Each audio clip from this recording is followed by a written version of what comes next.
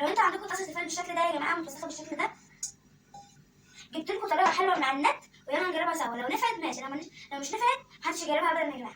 اول حاجه كده يا جماعه معايا بيكنج باودر، هنفض شويه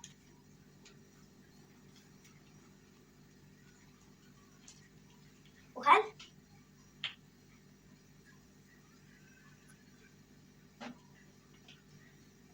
والفوران اللي انتوا هتسمعوه ده يا جماعه هو ده اللي هينضف الطاسه. نحط شويه ميه ونقلب كويس جدا.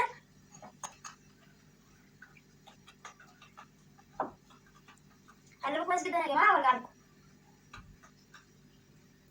بعد ما قلبت كويس جدا يا جماعه هنقلب بقى الطاسه كده ماشي. بس طاسه التيفال ديت يا جماعه محدش يجي جنبها، عشان ايه؟ بتبوظ، بتتعمل بسفنجه، عشان هي مش محتاجه اصلا حاجه. يلا يا جماعه نقلب كده الطاسه. احنا بنجرب يا جماعه، اول تجربه لينا.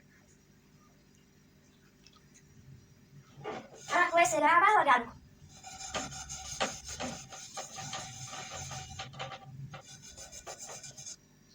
شايفين بقى يا جماعه بعد يا جماعه ما دعمتها كويس جدا، شايفين لمعت ازاي؟